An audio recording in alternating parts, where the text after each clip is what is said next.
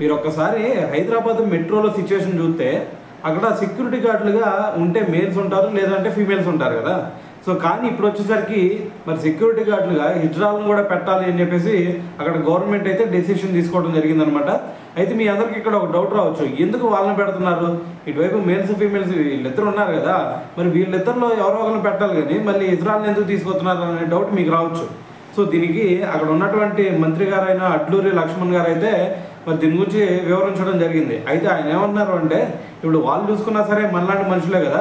So మరి ఇటువంటి సిచ్యువేషన్లో వాళ్ళు కూడా సమాజంలో మనం ఎలాగైతే బతుకుతున్నామో వాళ్ళు కూడా అదే విధంగా తలెత్తుకొని గౌరవంగా బతకాలి. సో అందుకని చెప్పేసి మరి దాంట్లో భాగంగానే ఇప్పుడు వాళ్ళకి మరి సెక్యూరిటీ గార్డులుగా వాళ్ళని నియమించడం జరుగుతుందని చెప్పేసి మరి ఇప్పుడు ఆయనైతే తెలియజేయడం జరిగిందనమాట.